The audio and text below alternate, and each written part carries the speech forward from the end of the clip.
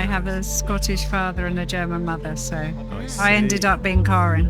Kaaren, I got We say that in the Netherlands as well, Kaaren, which is quite fantastic. Yeah, there you go. I have an aunt called Kaaren.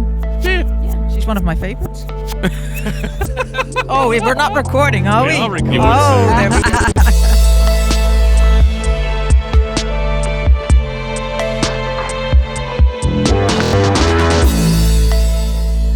Welcome to Cloud Realities, an original podcast from Capgemini. And Rob, where are we? Barcelona, MWC, at the Capgemini booth. 2025. 2025. Yeah. How's it going? It's all Day right. two. Day two. Now the hectic travel day and the first day of the conference, which was very busy, is over. I'm feeling all relaxed today. I'm chill. I'm zen. My head's cleared. You don't see that very often. No, this is new Rob. New conference Rob. We took a picture. New day, new Rob. New day, new Rob. That's me. And Esmee, how was your first day of I'm actually live a bit recordings? like, New Rob, you've been running around the halls the entire day, not relaxed, like Speedy Gonzales. How was your first day recording Good. live? Yeah. You didn't wake up thinking you had regretted decisions or anything like that? Is that no? I it was all don't right. like about, being sad about things I've done in the past. I think that's not a good way. But I didn't feel like I have to. This isn't a regret then. Core regret. No, not a core regret. That's good then. Yeah, that's all right then. Success. Forward, isn't it? Yeah, that's Step all right. forward. So are we going to do the evaluation right now, or are we just going to leave it? Leave that till day 3, I think. Yeah, that's right. No, I mean mine. Oh, after right. my first Your day. podcasting evaluation from live. Actually, did I get one of those, David? Am I due one? Actually, I don't want to hear what mine would be. We didn't have many options back then, Rob, so... That was it. Literally, de facto. The only person stood. it was that whole... Everyone else took a step back. Yeah, and I was It's a left there sound. going. Let's do him. yeah. And was it with a heavy heart, if we must? I think it was all right, wasn't it? Yeah. Do you remember the evaluation conversation we I had actually about asked for roving my reporter? evaluation, and now it's all about Rob's evaluation. That's You amazing just- how it turned it all about me. Look at that. It's Oh. all about me. Okay. I've done it again. That's see how naturally you did it as well. Oh, you actually went in it, so... Well, I've been waiting to give feedback on that for 3 years at this point. I was just waiting for the invitation. So how do you think you did? What score would you give yourself out of 5? don't turn this around. Pressure's You are really bad in providing feedback. What score Self-reflection. would you give yourself out of No, 5? no. I'm not even going to answer that. Not even gonna answer it? That's a really bad... That's like, okay, you're going to break up with someone, and then you first ask the question, how do you think we are doing? Yeah, and you do the thing like, I'm going to underplay it, and I'll say 4, and I'm like, ooh, 4. Oh, 4. Ooh, Jesus, did it go that well? I'm sure. I mean, it's a small bell curve, isn't it? it is. This team's a small bell curve. It doesn't take much to shift the bell curve. Did you does it? do Marcel's evaluation yet? I think we give him. I think we give Marcel feedback every episode. Yeah, pretty we much. literally. It's He a knows funny, where he stands. We tell him he needs to improve on every time, And he doesn't listen. He doesn't listen. We were just having a chat about the fact that we've been talking about swag for the podcast for how many years now? Oh, Do know. since we started. All of them. Just a sticker. Yeah. Just a sticker. Simple sticker. No, T-shirts, nothing. No. Sustainability, yeah. So that's I'm focused on sustainability, not creating stickers. So Well, you should also be focused on managing this podcast correctly, but you're not very good at that either. So we'll just chalk that one up, shall we? Anyway, look, we're obviously getting on really, really, really well. It's a good vibe in the team, and we are going to do AI today. It's the day of AI. Pretty much the day of AI. We've got some really, really good stuff coming up, actually. We talked about the various different trends that IDC was seeing, one of which was AI. They referred to it as AI being done to telcos, AI for telcos, and AI by telcos. Of course, we're going to have that as a microcosm of the telco world, but I think you'll see in the conversations we're going to have today, the implications and the ripple effects are pretty profound, aren't they? Absolutely. And what I also love is that the conversations about partnership are rising. There's not a conversation that's not about we're doing this together with other companies. And I'm very fascinated by that as well. Like, how does that work? Bringing cultures together, competitors, collaborations, and how does that work on the actual workflow instead of in PowerPoint? I think the most interesting one is natural competitors in the past coming together yeah. to form a new entity. That is always a fun one to see and can be very successful. Are you saying that humans are going to have to band together? They are. Unfortunately, David, in the future, we will have to get together and be a bit more collaborative. As we're huddling around our campfires. Post the Armageddon crisis. Yeah. Exactly. Well, look, let's see where we are on that. First of all, in a great conversation, we're going to talk to Chris Penrose, who's the Global VP for Business Development, Telco at NVIDIA. And we're going to talk to Chris, amongst other things, we're going to talk to him about sovereign AI, what that means and the implications for it, and why telcos in particular are well placed for that.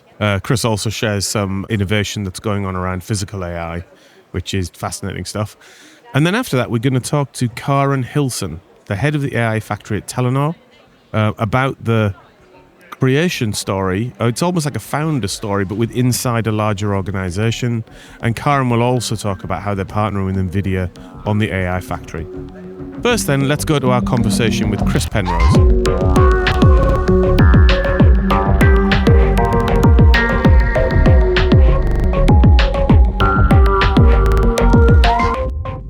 And we are here with Chris Penrose, Global VP for Business Development for Telco NVIDIA.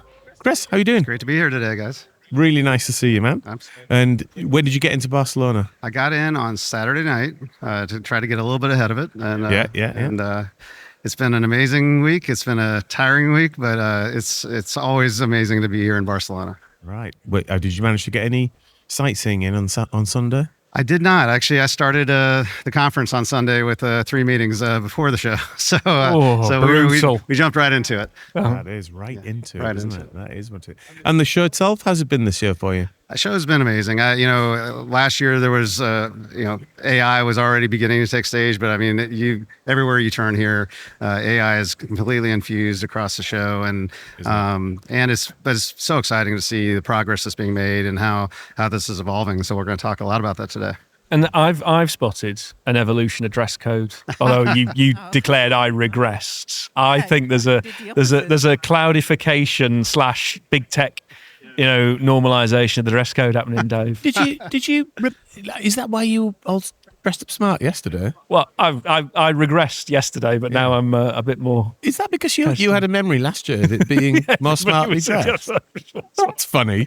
I have no memory of that whatsoever. It was very stark. So if you go to the cloud conferences and compare them to here, there is a very distinct really different. difference. Yeah, really different. But what I've spotted is a softening of that. Yeah. And you are an excellent example of that. Trying to do the cloud and the very telco very fancy, together. exactly. The fusion is there. Fusion is there. Yes.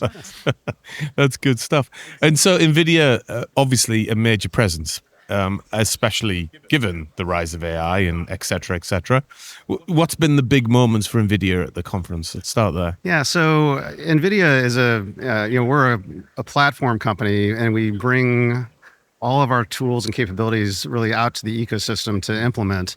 And so we actually had almost 30 different announcements that happened across the show with different partners that are really taking NVIDIA's capabilities and bringing them out as part of their solutions into the marketplace. And I kind of grouped them into maybe 3 major themes that we were really talking a lot about.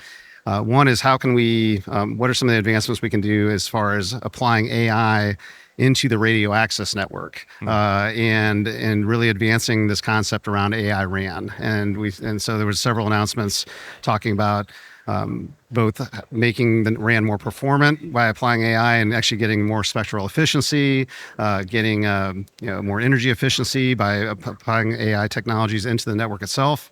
And then also showing the power of being able to run on a single compute infrastructure, both the radio access network and AI at the same time to get maximum utilization. So a number of announcements across partners in that space, from Nokia, Liberty Global, SoftBank, a whole bunch of folks, DeepSig, the Keysight, all great partners that have made some exciting advances when it comes to AI and the RAN. Right. I'd say the next big space that was really around actually, advancing. We've got a whole portfolio that a lot of people may not know about. Years ago, we bought a company called Mellanox, and we've got an entire networking suite of capabilities that many of the telcos have used around the world. And we've with ConnectX, our smart NICs, but also we've got these new cards called Bluefield, which are really enabling people to take applications that maybe have traditionally been dedicated on a piece of hardware or only run on CPUs, and we're able to port those as virtual applications onto our DPU and our Bluefield cards. And that really drives, again, power efficiency and higher performance. And we're seeing a lot of adoption and a lot of announcements in that space, from companies like Sixwind and Arcus, and doing distributed UPF and Palo Alto Networks and Radcom. So a bunch of great announcements in that space about really tapping into the NVIDIA networking ecosystem and really porting their solutions onto that.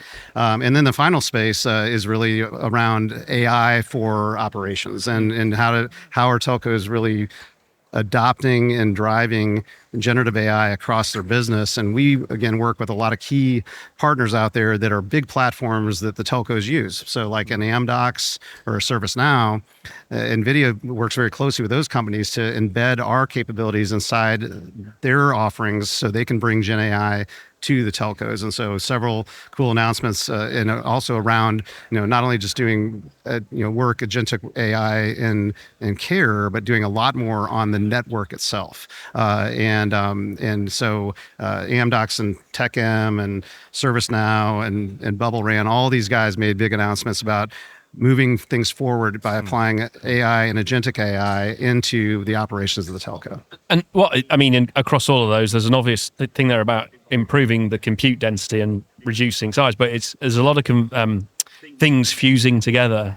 And, where it used to be separate and they'd communicate, it's all merging into one, and the platform thinking really starts to come out. We have one thing that does it all, a bit like the mobile phone when it all came together, but you see it now going right across industry, and it's being led through the sorts of work that you guys are doing. Yeah, I think that's we're seeing this big trend where there's a lot of early on, very specific use case, that was being deployed. But now, as we kind of move into this agentic world, it's about how can many agents kick off, different work to then solve the problem even better. And so if you're, you can have a care agent, but you might be getting on that care call, you might be getting into a network issue. And so how do I invoke a network agent, to go do some network troubleshooting, on that same call? And then you might actually get into a situation where you might uncover that there's now an upsell opportunity, during that conversation. And now you bring a sales agent, in that can help recommend. So I think we're seeing this very interesting thing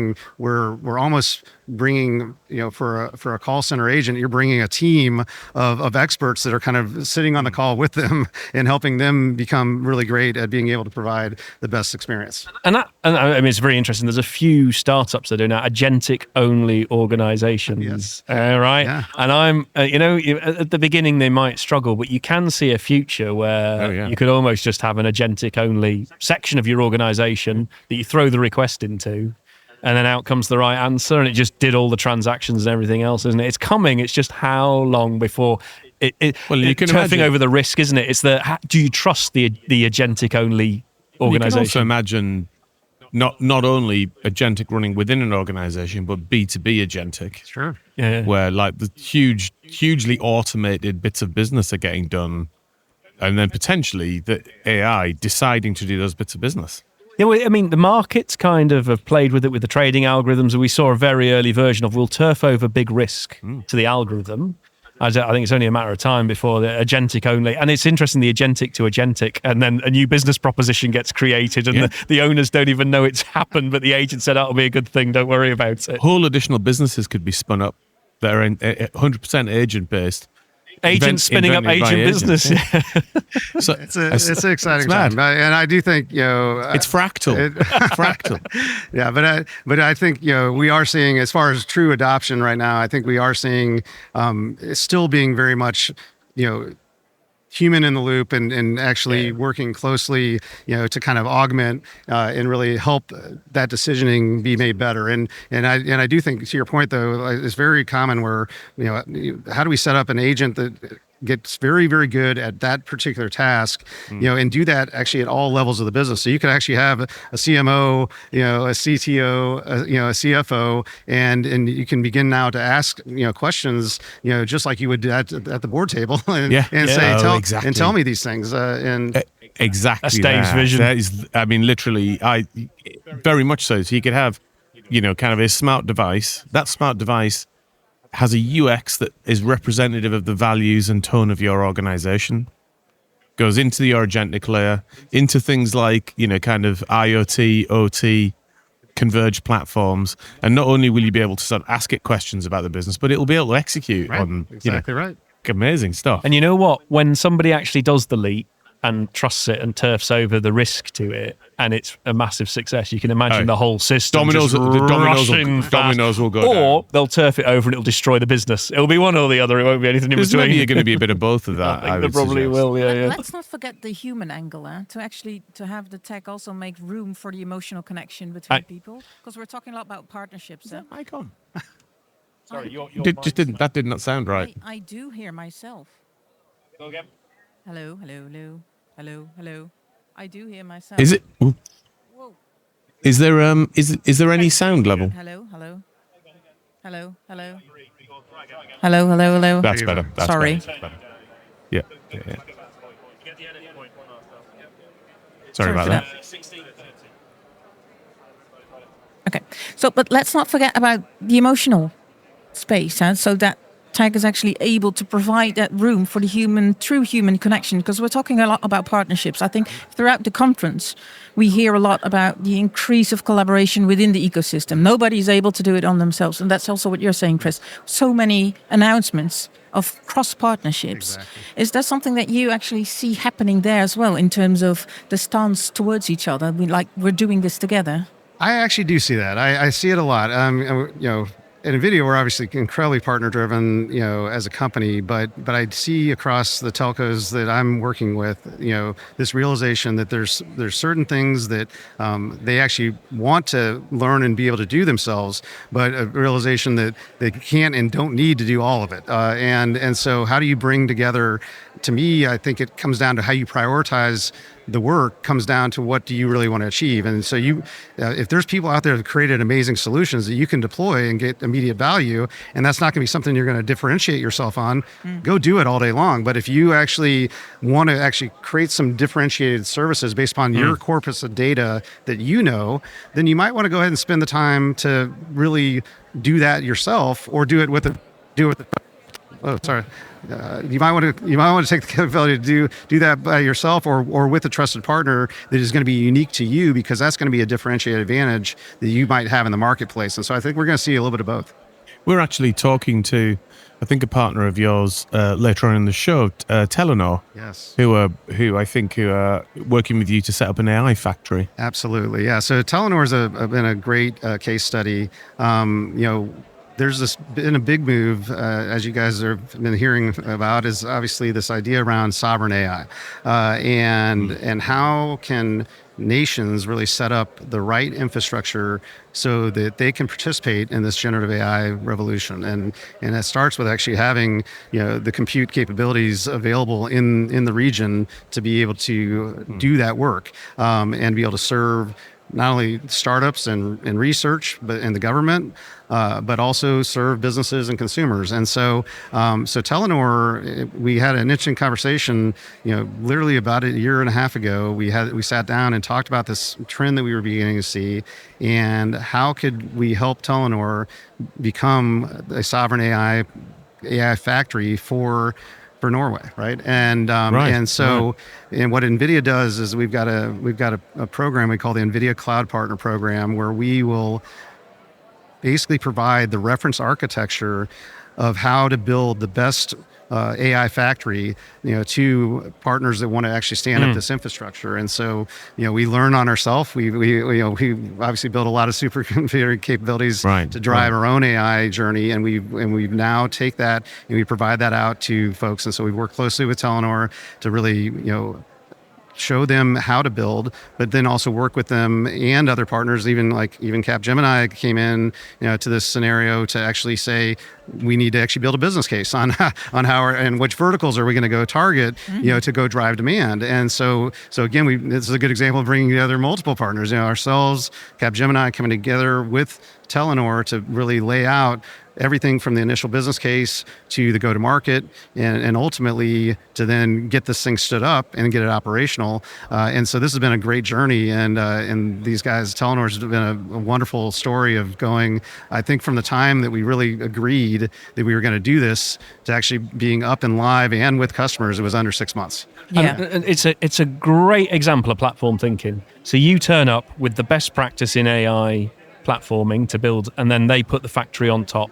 It's the product and the platform coming together, nice shared responsibility approach. Why would you do it any other way? And it accelerates, doesn't it? It's like, I'm not going to tinker with the platform because you've done the best job. Anybody can. Happy days, I'll just use it. Yeah, and I think what's also cool about this sovereign AI story is that every telco also is looking at that internal journey. So if they stand up that infrastructure, now we got multiple uses, right? They can use that AI factory, and some of the first tenants of that AI factory was Telenor themselves in different parts of their business. Yeah. But then they also can take it out and begin to offer services in the marketplace. And so it really gives a lot of value.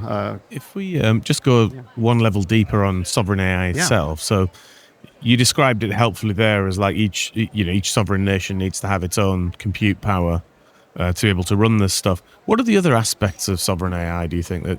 Yeah. What is it? So, I mean, for us, again, sovereign AI is again, helping bring the generative AI capabilities into every country to be able to and allow them to manifest what they want, how they want to be able to go forward from a society using these tools. Okay. And so it involves several layers. You've got obviously basic computing infrastructure, but now there's also software that you want to be able to run all of this the different AI applications that need to be made available. Even the way you network these computers together is very important, because you might need thousands of GPUs to kind of act as one. And so there's a whole networking topology about how you put this together to create ultimately the best performing factory of manufacturing intelligence, right? And so those are kind of some of the basic building blocks.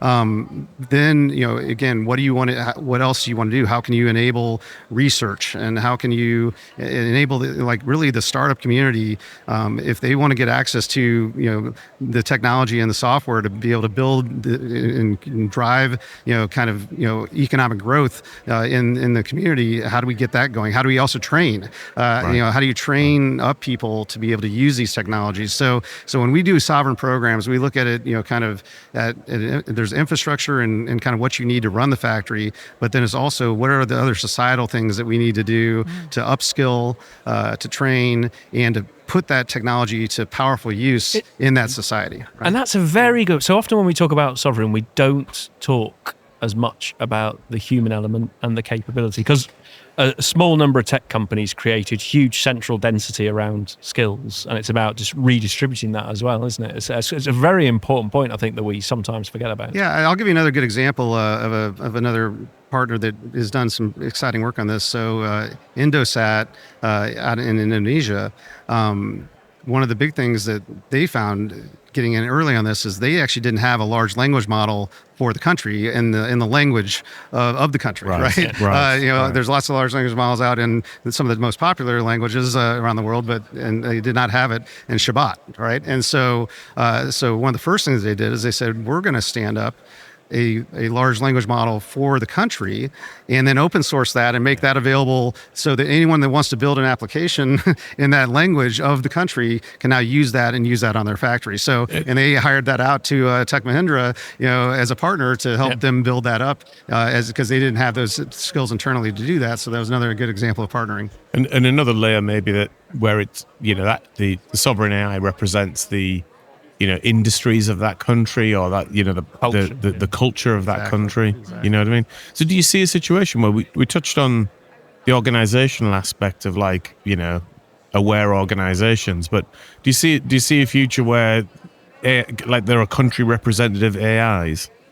Yeah, absolutely. I think that's the part of the power is that the language of the country, the culture of the country, you want to preserve those things and use that as part of how you decide what you're going to do, in that country. So, and so I think you can codify that in these foundation models that are based upon the culture and the language of that nation. Yeah. Let's move. Talk about that for hours. It's an absolutely fascinating subject. But just in the interest of time, let's just step back to AI RAN, and from a consumer perspective, why is that interesting? So the consumer will ultimately benefit from this, but really the biggest benefactors early on are the telcos themselves in being able to deploy networks in a different way. Historically, networks have been purpose-built to do what they do and do it very well. But when you build a radio access network, you're building it for the peak hour of the day, right? So at 5 o'clock, you're driving down the highway, all those cars need to be served. But at midnight, there's the network's not being used, and therefore, and that is very different than traditional clouds that are having massive, great utilization of the assets that they put in the market. So how can we bring the cloud economic model, to a telco that would basically allow them to have infrastructure dedicated to the network when they need it, but they can repurpose that same compute infrastructure to serve AI and generative AI when it's underutilized, okay? And now I've got full utilization. So this is the first big piece, is how can I run the radio access network and AI off one single set of compute to run it all the time. It's a really big computer you put everywhere around the country. Yeah, exactly. So, and again, there's proprietary, systems that have been put out, but we're saying now, put out general compute that can do all these things. Then the second piece of this is, now how can I apply, I've got a very efficient system now. Now, how can I actually apply the AI algorithms to make it even better? Okay, and so this is where the consumer will start to see some, even better, because they're going to see better performance of the network, and they might see better availability. But we can potentially improve coverage. We can potentially improve the spectral efficiencies of networks, and so therefore, the customer hopefully is getting a better experience on that network, and then as they engage with AI services, which are going to ultimately ride over the network, how do we create the best possible experience? So does this play into programmable networks as well? Absolutely. I mean, and you could think about, even like there's a concert, that we know is going to come, and looking at complete real time, what's the traffic happening? What are we predicting it's going to be? How do I move more and more resources into that on a real time basis? And then how am I shifting that instantaneously? As I see that traffic pattern is changing, or there was even an accident came up, and all of a sudden there's a hotspot that how do you can literally do down to an individual cell site the programming of optimal delivery and of performance in that area. Right. Yes, I mean, it's fascinating stuff. It's the making. Well, it's the thing I first spotted this years ago. You go to a big concert venue or a football game or whatever, and your mobile phone doesn't work. And it was that thing where I go, "Why is my?" And it was one of those dawning moments where I went, "You know what I always say? Whenever I go to a big event, my phone doesn't work." Yeah, exactly. But now, with a decent 5G configuration, you get your selfie out, can't you, Dave? That's the point, isn't it? That is the you truth. configure the network to say Chapman's turned up. He's going to want to take some photos of himself. High value usage. You do actually bring up a really interesting point. Is we've seen, particularly in the event type of scenarios, the downlink has always historically been the most important about how fast can I download something.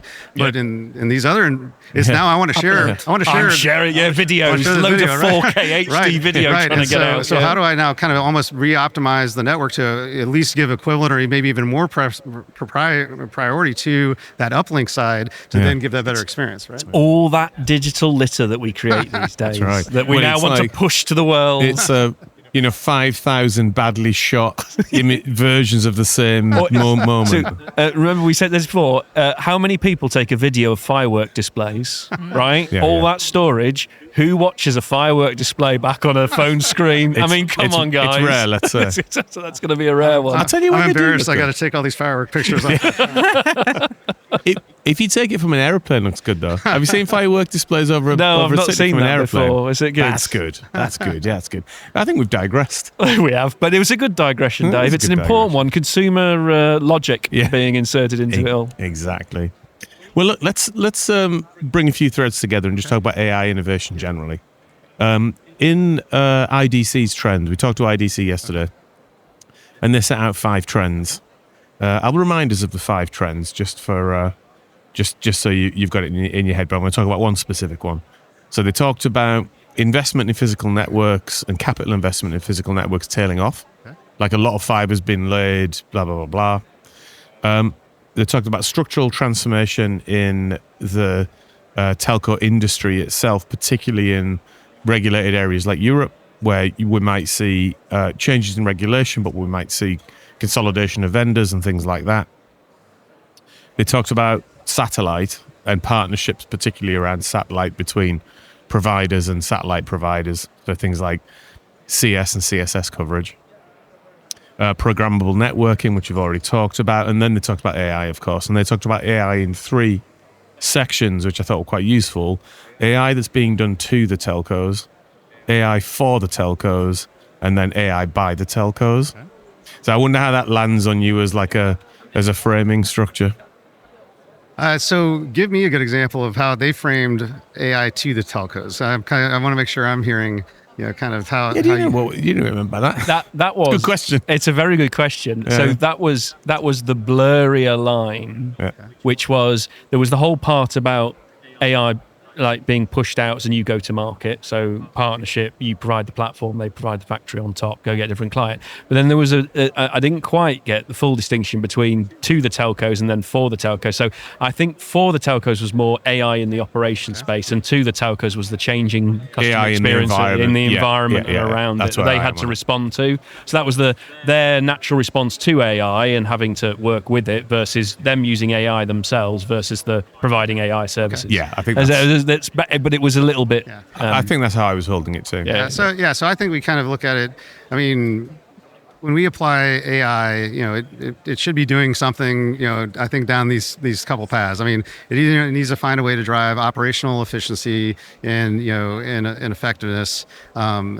It should find a way to create a better experience, or it should find a way to drive new revenue and new opportunities. And that's kind of how I'm looking at it, from the lenses of how the telcos think about applying these technologies. And so again, I think that telcos are really beginning to lean in. We just did our own survey recently around AI adoption in telcos. It was our 3rd annual survey we did on this. I kicked it off when I joined 3 years ago, and so it's kind of been fun to watch it evolve over the last 3 years. But what we've seen is that telcos really are leaning in. I mean, they really are getting in and getting their hands dirty and trying this out. I think that it feels like, and you may have a thought on this. Well, it was more that where they have previously maybe felt commoditized and pushed down the stack, that they are maybe not uniquely, but quite maybe uniquely well positioned in a world of sovereign AI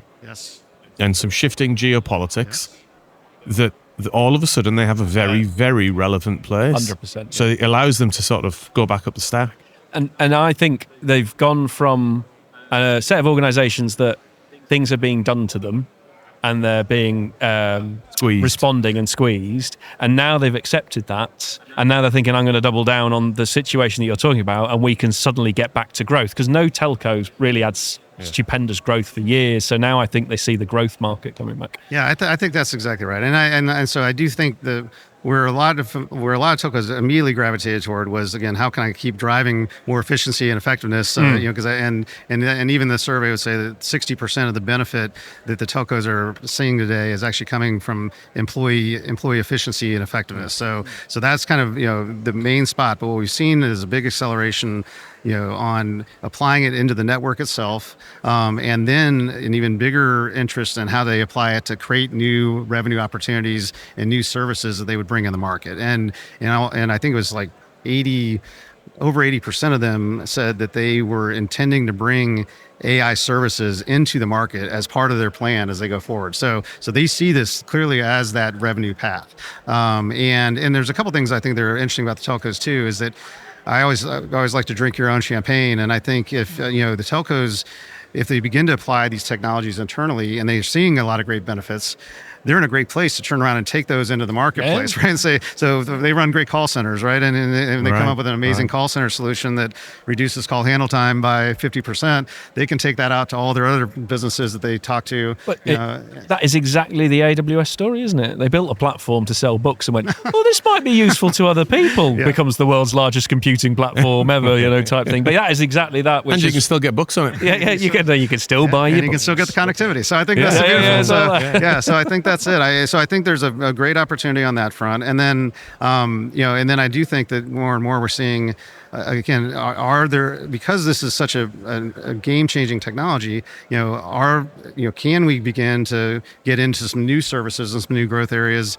and participate in that? And because nobody really has, a control of the AI journey at this point. So if they can lean in and begin to offer these types of services, there's incredible reach that telcos have when you just think about the number of consumers they touch and the number of businesses that they interface with every single day. Right. And they've got, almost all of them have amazing government relationships. And so they're in a very unique position, to be able to be the person to go to if they can prove they've got the right solutions to offer. Not to mention control of the physical infrastructure. And they control the infrastructure, exactly.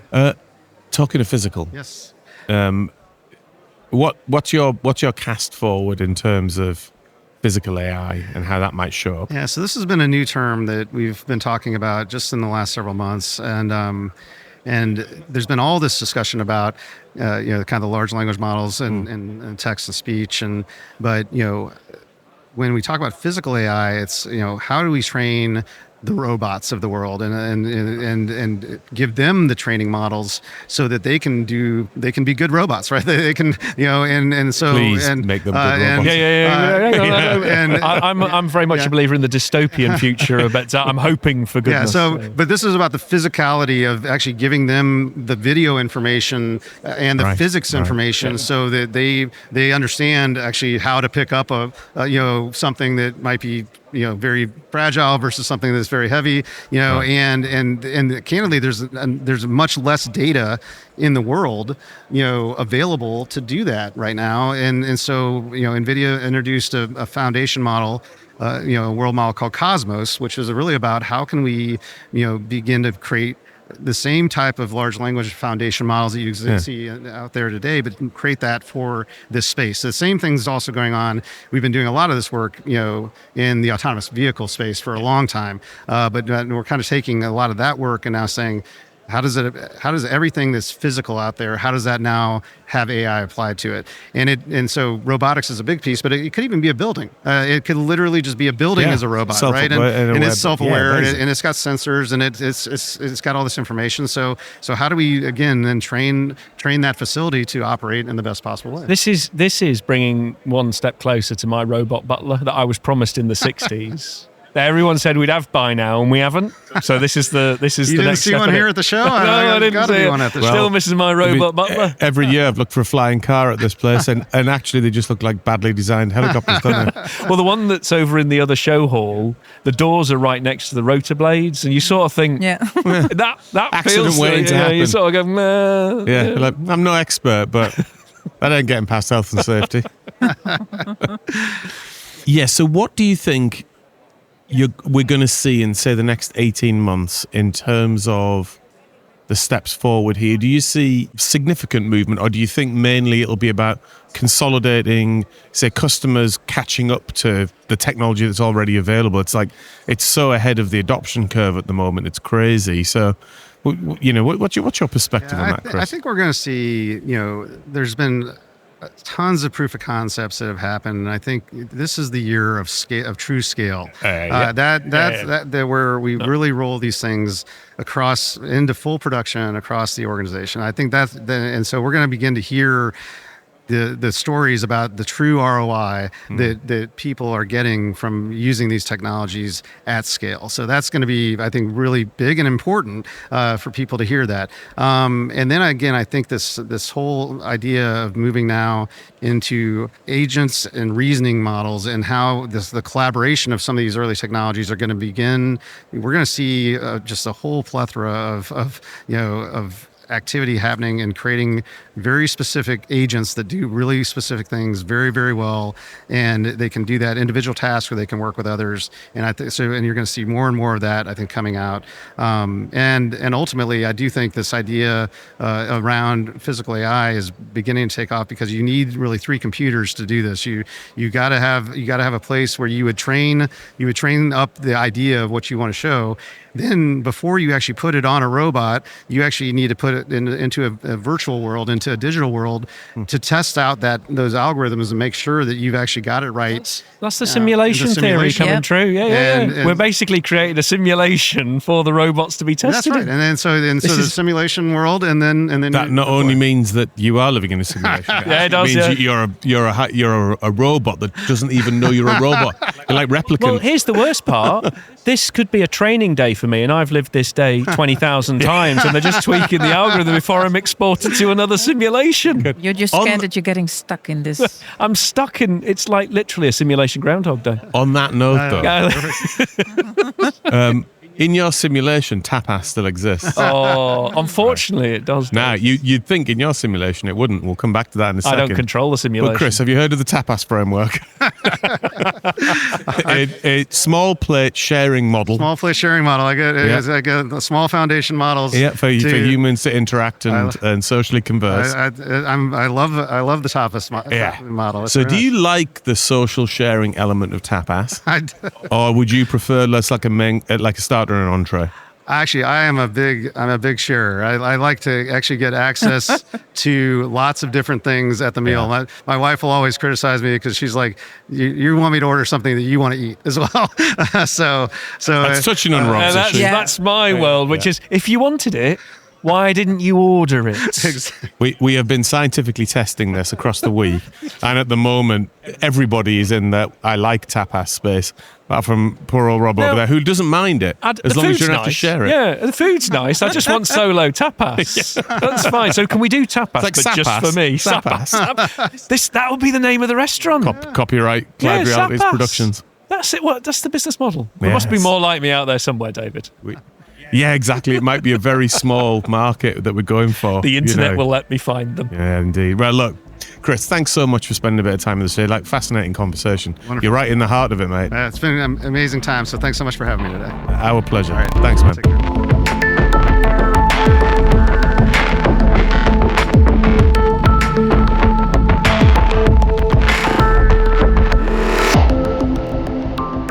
I'm delighted to say that joining us is Kaaren Hilsen, the head of the AI factory at Telenor. Kaaren, how are you doing?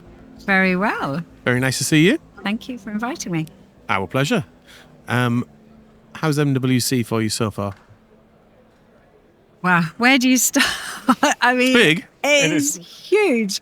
I actually arrived I came in at the Hall 8. That's a long walk. A long walk, but my God, it's very cool there. There you have the DJs and the lights and everything, and then you get here to the suits. But again... That is an excellent explanation. As the further you go away, the dress code changes through the halls, doesn't it? It's quite interesting. Just for some of us, Robert. I just tried to be smart this morning, Dave, unlike some of us who look like they got dragged through a bush backwards. I think I'm here representing the podcast, Robert. What are you representing? Corporations. Yeah, the corporate life. The corporate life, yeah. And what stood out for you so far, Kaaren? I think, like always, there's always lots of buzzwords, maybe, but AI, I guess, was the buzz last year. But now you have AI with security, sovereignty, sustainability. So it's sort of AI and all the S's are all just sort of really all coming together. Funny AI, isn't it? It's done within about 18 months, 2 years, what cloud did within about 6 years. So it starts out with just like AI and proof points. Then it goes to AI transformation and organizational transformation. Now it goes to, like, as you're saying, sovereignty and sustainability. It's like a huge acceleration of a life cycle of a technology, isn't it? It is just the speed. I mean, it was actually 1 year ago that Telenor announced the collaboration with NVIDIA to build an AI factory. And it was just an idea. It was an idea, a vision. And I remember after MWC, I was sort of said, Kaaren, just make it happen. And it was like, okay. And it's sort of, okay. It makes sense. Yeah, we've got critical infrastructure. We can use this. But I just think, we couldn't come up with all the perfect answers and everything because there were just so many questions. Yeah. And things are just moving at an incredible speed. And it's sort of, if I just look back over what has happened over the last year, what's developed, what's evolved, the questions of sovereignty, I mean, it's just mind-blowing, really. We're going to dig into that story in some detail because what you guys have done is interesting on like a number of different levels. But before we do, when you take a step back and you look at the sort of the rhetoric around AI versus the reality around AI, are they in sync, do you think? Or are we at the point where still maybe tech organization rhetoric is slightly ahead of, say, how customers are consuming AI at the moment? I think it's such a huge journey. I don't know what better word. And I think it's, certainly, we've been talking to so many different organizations, companies, and the levels of maturity are enormous. Right. Some people, are scratching their head. Other people are sort of really forward-leaning and leaning in. But nobody has all the answers. No. And it comes back to sort of one thing that we've seen. There isn't one player that can do this on their own. It is all about, as I say, collaboration and co-creation. And what we're doing, we're collaborating with our partners in the ecosystem and co-creating with our customers. Right. Because I think it's gone are the days where you can come with the perfect product, if I can put it as a product terms, to the customer, say, okay, we've got this for you, go ahead and use it. I think, there's still so many things we need to do on the journey together. Right. And do you see that then as something that customers are responding well to versus the slight risk of going like, tell me your problem and I'm going to try and write your problem down for you? How does that co-creation conversation go when it goes well, do you think? I think the conversations go well when we've seen it sort of the AI use cases that are solving a very concrete problem. Right. Or they're the AI use cases that are really driving innovation. And we now have our first 4 customers. We have Telenor as a telco using one of them. But then we have a customer, Hive Autonomy, which is into sort of, I would say, an innovator within logistics, really using AI models to do autonomous driving within warehouses and those things.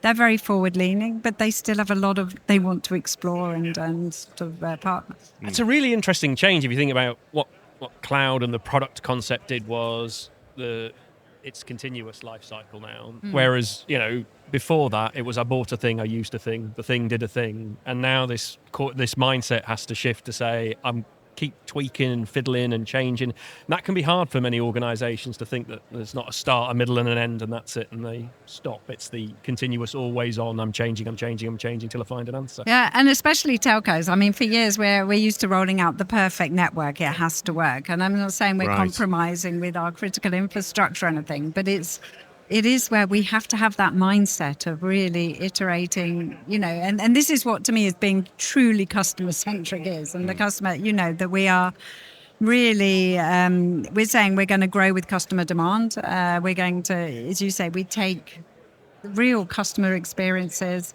I mean, one customer, security is a hot issue becoming. One customer had 135 questions to us. What, just on security? Just on security. That must have been a fun form to fill in. Yeah, but do you know what? Joking aside, it was just fascinating. I mean, I remember when one of my guys got it on the emails going, because they've asked us 135 questions. We all know those Excels, huh? Yeah. Exactly. But I just thought, but it's fantastic. I said, we can learn because this isn't the first customer that's going to ask 135 questions. Sure. Yeah. So we actually then were very open with the customer. I sort of went through them. And then we even went back saying, have you thought of this question? And then it became 136. But again, this is maybe a bit of a silly example, but this to me is also co-creating. I mean, it's good. And it should always be a conversation with security, never a transactional relationship, because security's starting to learn that they have to change the way they think about it. But I think people who are starting to use new technology have to learn to adapt to make sure they remain secure. And it's top of mind at the moment with the current geopolitical situation. It's nice to see that organizations are starting to take it much more seriously than traditionally they have. And it's not just, a list of technical questions. We're saying security now, especially, you just open the news every morning and it brings up a lot of emotions and feelings. So when we talk about security now, we talk about safety, and customers want to feel safe. And I know we're going to come back to the AI Factory, but again with the AI Factory, when we talk to our customers, they want to be able to know that their data is not just secure, but it's safe and secure. And sovereign. They can have, and sovereign. But they want this peace of mind that, yes, we can safely put our data with you because it will be secure. So let's go on the journey to the AI Factory to start with. Talk us through those initial conversations. You've set this up in a very specific way that I will let you describe for us. But what was the inception point, and what was the early part of the journey towards it like? So it very much started off with, I would say, a vision and a belief and a match. Sort of, we had the belief that every country is responsible for the production of its own intelligence. The telcos are sitting with critical infrastructure. Mm-hmm. And then together, how do we actually sort of merge the two? And then I think, working in a big telco, and I've been working in the telco industry now for 25 years, and you're sort of given a project. And then the first thing by almost default that I think working in the corporate you do is you want to set up a big governance program and probably have more steercos that make it so complicated. And I was thinking, oh my God, things are moving, as you mentioned, so fast that this is just, we're going to slow ourselves down. Oh, for sure. Yeah. And so what we actually did was said, okay, right, we're actually going to set this up as a new company. Right. We're going to set up as a startup. I want a very small team. I said, I want to sit somewhere else. I was even walking around our big corporate offices and found a room in the basement that nobody used. I was told there were mice there. I said, I don't care, we're going to sit there and everything. And then we just said, okay, let's think, how do we do it? Think like a startup. We haven't got any money. How do we pitch it? How would we don't want a perfect 10-year business plan because there's so many questions. Yeah. And so you set that up completely outside of the governance structure of the mother company, or did you get leave to be able to be outside of that kind of decision-making structure that the traditional larger company had? No, I would say we still used it. This is where I then that we were still within it. And everybody said, setting up a startup in a corp, you will never, ever succeed. Right. And I just love that challenge. If there's one thing, it's like, okay, so how can we do it? And I think what we did is we respected the governance structure. We didn't go completely maverick. We didn't go completely crazy. Yeah. And we saw very much how can we then leverage on that when we need it? And how do we really need to move super, super fast like a startup? And what I found is it wasn't actually, now I'm contradicting myself, the governance structure that was slowing us, that could potentially slow us down. It's the mindset. Right. So I said to my team that, okay, guys, you have to think like a startup. Think that we have no money. Think creative. Think like minimal viable product. How can we really learn and scale this? I will fix the governance. Yeah. So we actually found we could actually use a lot of the governance, from some of the sourcing process, some of those. We actually used the governance process. And they can be like accelerators when they're used properly, right? And they actually were, because they helped us, because it really meant that the core team could truly focus on the customer. And then we could actually go around to Telenor and say, where can we actually leverage off the synergies in the big corporate to help us, as you say, accelerate? Yeah. And it's a really good example of pragmatic NewCo. So sometimes you get NewCo where it's total breakaway, but you've actually used the power of the place you came from, but created it as a independent entity with an independent culture. I would. And I'll come back to that, but I think this is where it was an eye-opener for me, actually. And it was only when I had to do one of these slides saying, okay, key learnings. And it was like, is it that we think like a startup, but we actually know where to leverage off the synergies. Yeah. And I think that was really, but it is the culture. And we set a set of design principles, which, like I said, I put them up on the wall. And I think these were actually also fundamental to remind ourselves every day. I even wrote them in the front of my book and looked at them every day. And right. We set some things like, we say speed is a priority. not perfection. And Yeah, again, yeah. that was a bit uncharacteristic Right, for us. right. We saw, relentless focus. We were really the whole time. It's like, okay, we've got an MVP, we're going to design that. And every time ideas came, okay, does it help us deliver on this? And if it didn't, we said, okay, guys, that goes on the backlog. So again, maybe a lot of these things are known for startups and things like that. But for us, they were fundamentally for us to move at speed. And when you started that journey with the people, did you bring people from outside in, or did you educate from within? Because if you've not seen it and done it, it's a tough mental change for many who've lived in a corporate structure. It's red pill. It's red pill, blue pill stuff. Yeah, it isn't is. It can be very, very different for many, and they can feel a bit nervous at the beginning. How did that go for a staff transition?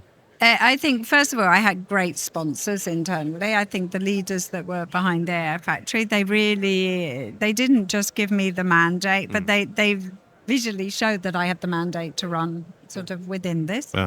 So then it was a lot easier, to sort of say to the team, trust me, let's run with this. So I think that wasn't such a big challenge. But now I'm actually recruiting a team. I've been also borrowing people. I picked people and borrowed them, and sort of they were still in their day jobs, but then they came and worked sort of full time. Yeah. But now we're actually recruiting, and we've made a conscious decision to actually have a mix. I think if you had just one set of mindset, so you need the mix. So I've actually got a mixture now of people, both from the corporate and then from others that have done it before. And so you're about a year into the journey now, I think, something like that. Describe the setup and describe the sort of services that you've got, that you're pushing through the factory. At the moment, we're still, I would say, an MVP phase. So, what we have done now, and as I said, again, it was just 1 year ago, all we had was a press release. Yeah. Then what we've done is we spent the first few months then, okay, what's our go-to-market strategy? What are our hypotheses? And then I sort of almost did then an investment pitch to the executive saying, okay, I need 100 million kroner and I want to invest in the first GPU cluster. I will come back to you when I've signed 2 customers. That's what I said. Then so give me my money and I will come back when we have 2 customers. And we went away. We then bought our first cluster. We installed it and we signed 4 customers. And that was in the space of 9 months. And that's like, you've treated that like VC funding, but again, from the mothership type thing, where you say, give me this, I'll do this, I'll return here, this is what you're going to get. And then it was almost off you go. And exactly. And this is sort of back to the education sort of goes in all directions. So they sort of, and I came back, I remember 9 months, I said, here I am. And they said, what, already? And I said, yeah, but I didn't give it, and we're so used to maybe putting timeframes, okay, you have the budget for this year and then you come back next year. And I said, no, I come back when we have 2 customers. And we came back in November. We had our first funding then in May, and then we came back and we go, oh, you're here already, sort of thing. And I said, okay, now we need the next funding because now we actually need to onboard these customers. And that's next, and I will come with the next toll gate now when we've actually got revenue generated from them. So it's setting the clear toll gates. I can imagine that you also pick your customers on that same type of culture, right? Did you look into that? Like we're trying to get a match to get this going. Yeah, I love that question because we've pivoted because I think when we first started our journey, it was, let's start with Telenor. As we have to be able to have ourselves on as the first customer, and we need to learn, we need to build confidence before we dare go. On one hand, it might feel safe, but on the other hand, it would also mean a lot of complexity, right? In dynamics, in understanding each other. Yeah, because that's what we saw quite early on. It wasn't moving fast enough. So it's like, yes, we still need the Telenor telco on as a customer, but we need some external. We need faster moving. And then we, again, maybe as a traditional telco by default, we went to the big corporate customers. They said, yeah, we need it. Yeah, okay, let's see. Let's look at our calendars. When can we set up the next meeting? Okay, we've got a slot 3 weeks' time. And it was like, and then all of a sudden, it was more the startup company, the forward-leaning in companies that really, okay, yes, we need this. Yes, great. Security, sovereignty, sustainability, brilliant. Yes, we love it. Let's do something together. Let's co-create. So it was, as I said, it was more the forward-leaning companies that said, yes, we want to come with you and partner with you, and then we can co-create together and evolve on this. it's mostly possible because you are that startup that you also present yourself as lean and mean and startup-wisey, that they were actually also open for you instead of being a big corp and trying to get that over the fence towards your customers? Yes and no. I mean, I also remember we had in the beginning, one of the things that the startup companies do, you sit and you have a brainstorm, what should we call ourselves? Right.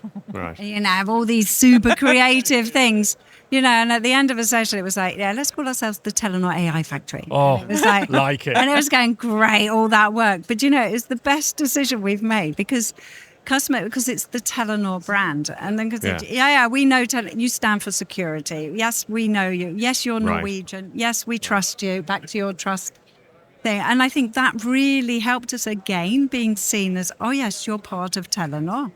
So I think for them, it wasn't that we're a separate company or anything, but they saw, okay, you're part of Telenor. But then they saw the way we had our dialogues, the way we responded, the way we wanted, as I said, to co-create with them, that was really, yes, let's do this together. And and it was sort of almost, we had a joint mission then.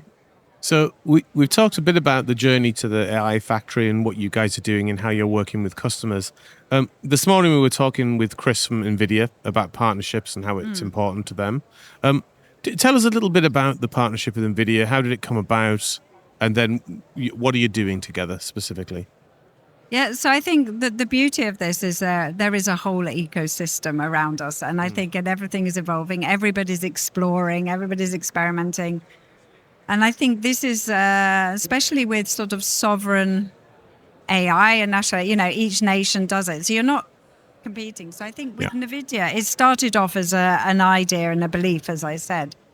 But I think what we're really, with the beauty of the partnership is that, we take experiences that they have from other markets and see how we can do it. Where people have failed fast, we can learn quickly. Right.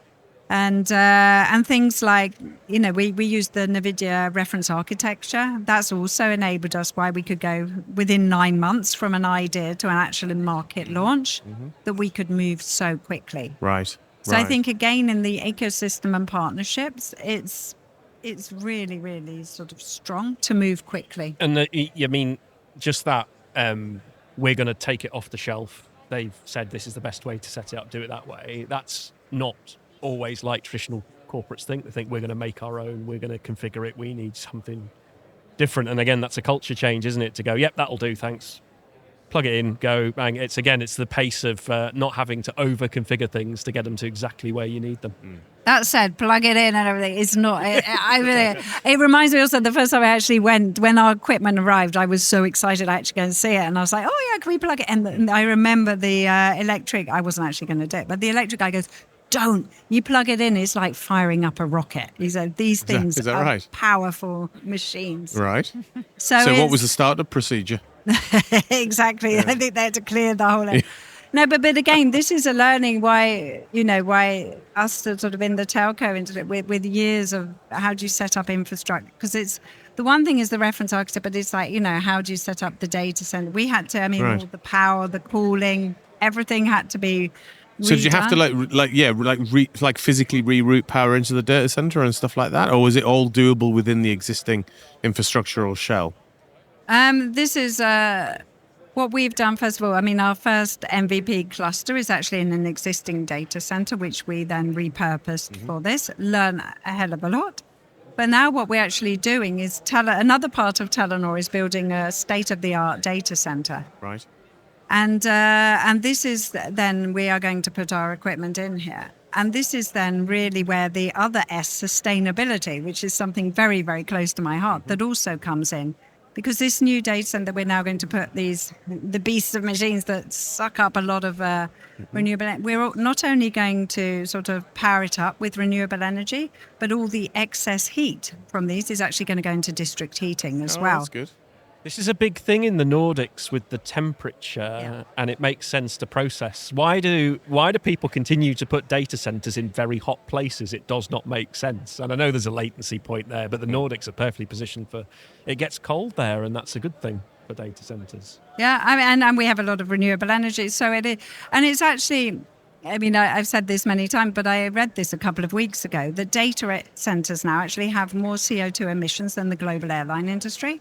Yeah, And I if know. AI and data centers are going to continue That's a hell of on a this fact. journey, then we have to do this responsibly. Agree. And this is again why we are very, very sort of passionate about our mission of not just sort of delivering AI safely, sovereign, but also in a sustainable way as well. Well, we've talked about sustainability. We've talked. One of the things you've mentioned as we've gone through is the other S, which is sovereign. You just touched on it there again. We were talking with IDC yesterday about how telcos, particularly within the world of AI, are very well positioned for the provision of sovereign AI. I wonder what your take on that is, being right at the heart of one of those things. Yeah, and this is something that, again, has been a journey for us. And what is sovereign? I think there is, is sovereign a country? Is it a region? Is it the EU? This is very much still evolving. I would say we're in very much dialogues a lot in the environment in Norway. But I think one thing that has surprised me is amazing how many organizations still keep data in their basements or in their on-prem. Yeah, right. That one needs to change. So we see the need to, again, the customers know that their data is really safely stored on Norwegian soil, doesn't leave Norwegian soil, is becoming more and more important. And this is where some of the emotions, as I said, about safe also come in. So I would say the sovereignty sort of comes very, very closely linked with the security and the safe as well. Right. So in the conversations you're having with your customers, your collaboration conversations at the moment, is sovereign part of that yet, or is that more of an industry conversation that's happening? No, it is very much part of it with customer. And we've had, one Capgemini is also one of our first customers. I have to give you guys a shout out because, again, this is a great co-creation. And Babel Speak, the voice-to-voice translation, Right. the sensitive dialogues. And this is, again, sensitive dialogues if it's with the police, the health sector, other municipalities. I mean, in Norway, we have more and more refugees coming in. In Norway, it's a human right to be understood. There's being millions or even billions being spent on translation services. Right. And now with the beauty of Babel Speak, then sort of having being able to do voice-to-voice of really sensitive dialogues that have to stay in Norwegian soil, I would say. Right. And then come into the AI factory and use our computing power to power these dialogues. And it's the other version of sovereign AI as well, which we've talked about. So there's a sovereign AI where it's on sovereign territory, but there's also the AI designed for sovereign nations in their language with their culture and everything else. So you train it specifically for those cultures as well, which is becoming more important as it starts to deploy. And again, in that use case, that's incredibly important with the language, the culture, the nuances, everything else. Yes, definitely. And the reference to specifically like national industries and things like that. It's multiple sovereigns. It is indeed. It is indeed. That's a big pause, Dave. Did the captain of your brain ship just fail? Did he crash the ship into the iceberg? It was actually because in my neural network was telling me that I was going to go to the point that you made next. You made the point, and my brain didn't kick in to come up with where I was going to go next. It was beautiful just watching you pause for a little bit too long. It was uncomfortable, wasn't it, Dave? Uncomfortable moment for you. Bit. Anyway, I'm back up to speed. I've recalibrated. You've recalibrated. I've recalibrated. Fantastic. So that was the first year of the AI factory. What does the second year look like for you? What are your hopes for, where you might be? If you wrote a press release a year out from now, what would that look like? I would say, you would see the AI factory on a lot bigger scale in Norway, hopefully across the Nordics as well, but maybe 1 year, 2 years, I think, with that. I just see over the last few months, there's more and more organizations and customers coming to us as well, asking, okay, so what does this actually mean? How can I work with this? How can we develop our AI capabilities and everything? So I really think that sort of my wish, I would say then, is that the Telenor AI Factory can really help bring, we're focusing in Norway at the moment, but really Norwegian society forward. That AI can be used even more with innovation. I see for example, the health sector's maybe holding back a bit because of the, wanting to innovate, but then with so much sensitive data and everything. So, I really would love to see that the AI Factory is an enabler really to advance society forward and innovate. It's a wonderful notion, and I think in the world today, nations having sovereign AI and having AI power is going to be incredibly important. So, wish you very well with that mission. Good luck. A couple of small things before we let you go. First thing is, I've got to call out your trainers. It would be a shame can't come not to MWC without wearing trainers. Can you? Here. Yeah? Here. Yeah, we're all trained up. And Karen's got on the most spectacular pair of chrome trainers. They are very shiny, actually. Aren't I salute that. What shoes have you got on there, Robert? I've got corporate shoes on today, David. You haven't been in Hall 8 then, have you? No, I will go. I'll go casual tomorrow just to placate your need. And then the other, just as important a topic, is where do you stand on tapas? On? Tapas. Tapas? Yeah. As in the food? So, yes, exactly. It's not some new AI model. No. Well, it could be, though, couldn't it? Yeah. Tapas version 1.14. I wasn't exactly. I mean, that is a fair question for clarity, but I was going for OG tapas. Now, we've got here represented, and I'll let you make one of our colleagues here likes not only the food, but the social environment that tapas create. And one of our other colleagues is completely rejecting of the sharing dishes ethos of tapas. So can you guess which one's which? And also, where do you stand on this whole tapas controversy? I don't know. Maybe I'll let AI answer. Yeah. But I love tapas. But, do you like the sharing experience of it as well as the food? Yes, you see. Most humans do, Rob. I'm just built differently, David. That's all, okay? Let me be free with my anxiety. Yeah, and on that note, Kaaren, thank you so much for joining us today. Thank you for the dialogue. And thank you for taking the time out and telling us about your journey. It's great. Fantastic. Thank you, everybody.